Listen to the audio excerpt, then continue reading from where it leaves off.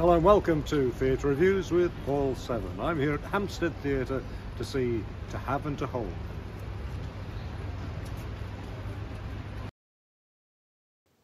Richard Bean is the writer of the monumentally successful One Man Twp Guv'nors, which means expectations are always high whenever a new play by him appears. Of course, it's unfair to judge To Have and to Hold by that gold standard.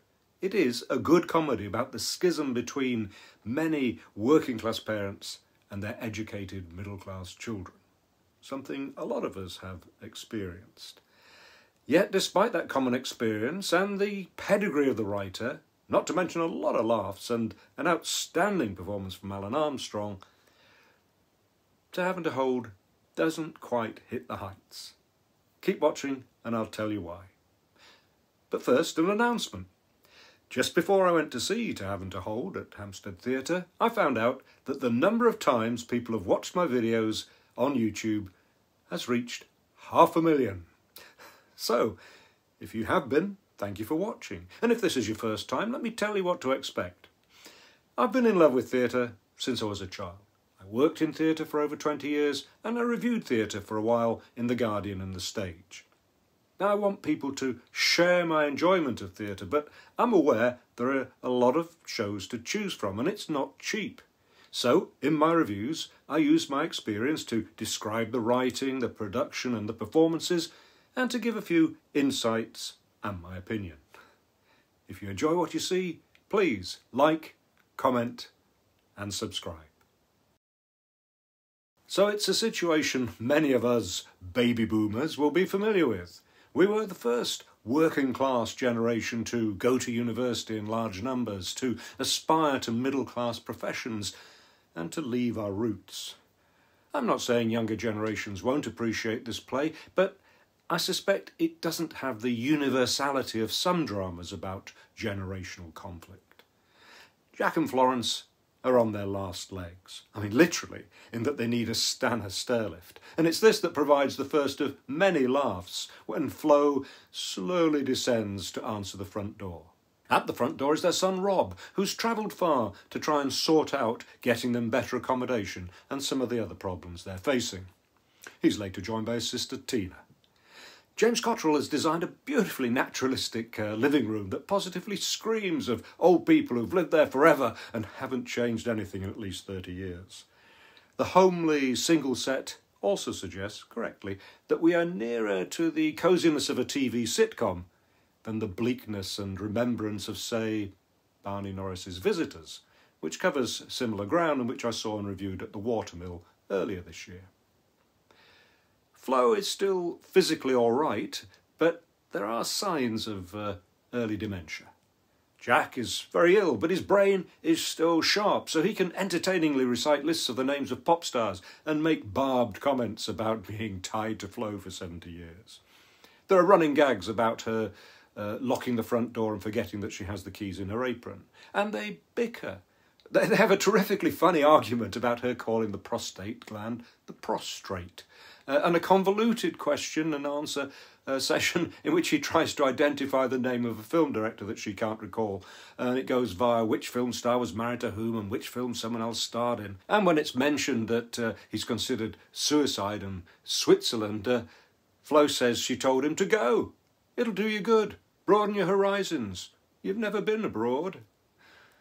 But there are hints that they're much closer than they seem. Alun Armstrong and Marion Bailey are still in their 70s, but they're totally convincing as this elderly couple in their 90s. Without them, the production would undoubtedly falter because they generate most of the laughs, and their timing is immaculate. Christopher Fulford as Rob and Hermione Gulliford as Tina are fine actors, but there's much less for them to get their teeth into. He is a successful crime writer, she an entrepreneur. Both are geographically and culturally a long way from their Yorkshire roots and solid Yorkshire parents. Their care seems more practical than emotional, their primary consideration being the price of everything. Jack recognises this and responds with a permanent scowl and his best grumpy northerner mode. Words like cantankerous and curmudgeonly spring to mind. It's significant that he's happy to tell stories of his time as a police officer, but won't let his son record them because he suspects Rob only wants fodder for his novels. And this also suggests that old people have lives worth remembering if only the next generation were actually interested. A neighbour, Eddie, and a cousin, Pamela, nicely played by Adrian Hood and Rachel Dale, appear to offer more genuine support in a digital age that has passed Jack and Flo by.